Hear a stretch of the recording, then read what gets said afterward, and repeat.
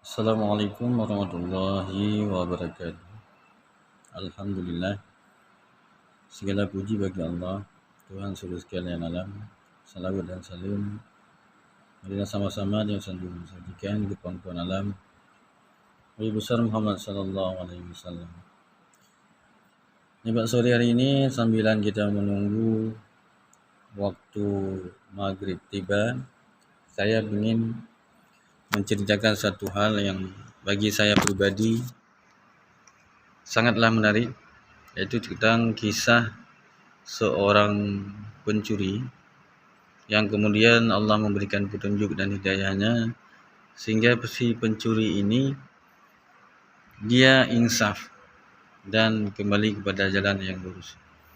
Kisahnya ada di satu kampung, ada seorang saudagar yang memiliki harta yang sangat banyak dan memiliki emas. Dia memiliki emas yang banyak sehingga emas itu ditaruhnya di dalam sebuah peti yang disembunyikan di dalam rumahnya.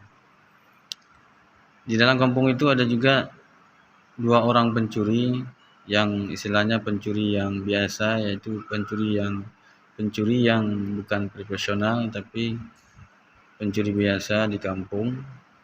Dia berdua selalu memikirkan gimana caranya bisa mengambil emas yang ada di rumah saudagar itu.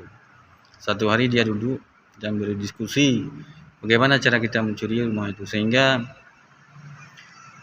dia berbicara atau ngomong sama kawannya gimana caranya kita mengambil uang si saudagar itu.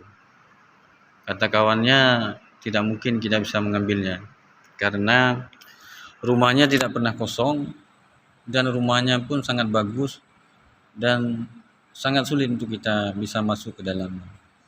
Sehingga dia ngomong beberapa lama saatnya, sehingga salah satu kawannya bilang, oh begini, kita pergi mencari ide sama bos pencuri kita, sama bosnya dia, bos perampoknya dia yang berada di tempat lain. Orang ini sangat dikenal dan sangat profesional dalam mencuri harta-harta di dalam rumah orang. Sehingga suatu hari dia pergi untuk menemui si bos bandit itu, atau bos pencuri.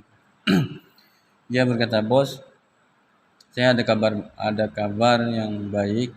Di kampung saya ada seorang saudagar yang memiliki emas yang sangat banyak dan emas itu disimpannya dalam peti, ditaruh di dalam rumah. Sehingga kami sudah berusaha dengan bermacam cara sehingga kami tidak dapat mengambilnya. Gimana bos? Apakah bos punya ide? Lalu si bos itu berkata, gimana keadaan rumahnya? Rumahnya bagus dan sulit, nggak bisa dimasukin.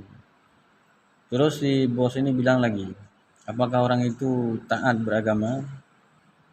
Si pencuri yang di kampung ini bilang, iya bos, orang itu sangat taat beragama, sering sholat dan tidak pernah meninggalkan sholat. Oh bagus, kata bos ini. Si bos lalu bilang, kalau dia memang seorang yang taat, mudah kita untuk mengambil atau mencuri dari rumah dia. Gimana caranya bos? Begini caranya. Ketika orang itu mengambil wudhu, ketika sholat maghrib, orang itu kan ngambil wudhu keluar rumah. Kan rumah dulu istilahnya sumur kan di luar, bukan di dalam. Sehingga ketika orang itu keluar ngambil wudhu, pas waktu itu kita masuk ke dalam, lalu kita ambil uangnya. Oh ya bos. Sehingga datanglah pada hari yang direncanakan, sehingga si bos pencuri ini mencoba masuk ketika orang itu ngambil wudhu sholat maghrib keluar rumah. Dan waktu itulah si bos pencuri ini dia masuk pas orang itu keluar, dia masuk ke dalam sehingga dia sembunyi di salah satu kamar di bawah tempat tidur. Sedangkan kawan yang dua lagi menunggu di luar. Orang itu mungkin kurang berani atau sehingga menunggu di luar. Sehingga akhirnya jam-jam 10 malam kan orang itu istirahat, ingin tidur. Kedua orang tuanya di rumahnya itu cuma 3 orang, 2 orang bapak dan istri dan 1 orang anaknya, yaitu anak gadis. Sehingga si pencuri yang tadi itu kan udah masuk ke dalam kamar. Sehingga waktu itu Tidurlah mereka di kamar mereka masing-masing. Sehingga si bapak ini, dia duduk sama istrinya sebelum tidur, dia ngomong, "Gimana nih si Bu, anak kita kan udah gadis, udah gede. Dia belum juga mau menerima lamaran seorang lelaki. Padahal cukup banyak orang-orang kaya, orang-orang alim yang datang pada dia, tapi dia nggak mau. Gimana caranya?" Ya udah, kata ibunya, "Bapak pergi aja ke kamar dia, Bapak ngomong sama dia baik-baik, tanyain mengapa dia nggak mau menikah, berumah tangga seperti yang kawan-kawan yang lain." Sehingga si bapak ini pergilah ke kamar dia. Sehingga dia mengucap salam, lalu masuk. Lalu dia duduk dan ngobrol sama anaknya, "Nak, ngapa kamu nggak mau menerima lamaran orang yang banyak yang datang? Padahal orang-orang itu orang kaya, orang-orang alim, orang-orang cerdas, tapi kamu nggak mau. Kenapa, Nak? Apa kamu nggak mau nikah sama kayak kawan-kawan kamu yang lain?" Terus si anak ini dia bilang, "Mau ya, siapa yang nggak mau nikah? Semua orang mau untuk menikah. Tetapi saya punya hajat dulu, Pak.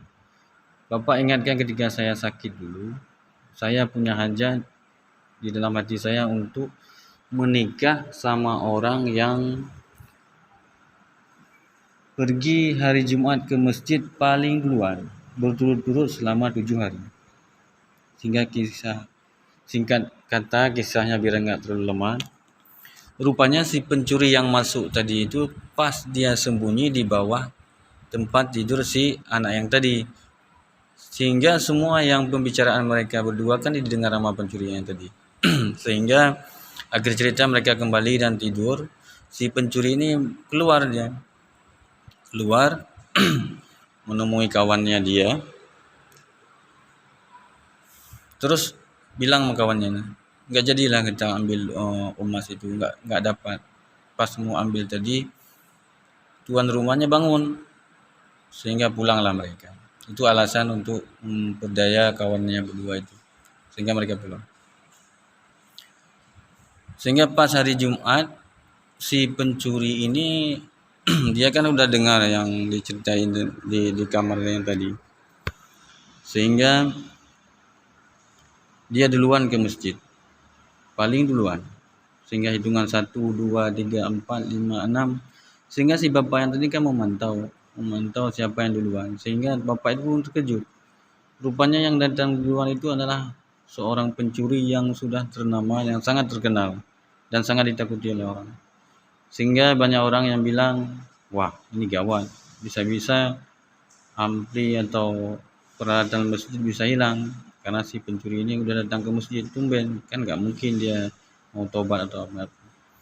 Sehingga si bapak ini ngomong sama si anak tadi, "Nak, kamu tahu nggak, yang pertama datang ke masjid itu adalah seorang pencuri yang sangat dikenal, sangat ternama. Gimana, Nak? Apa kamu tetap menjalankan niat kamu itu?" Kata anak itu, "Iya, Pak. Apapun dia, tetap saya akan memenuhi hajat saya.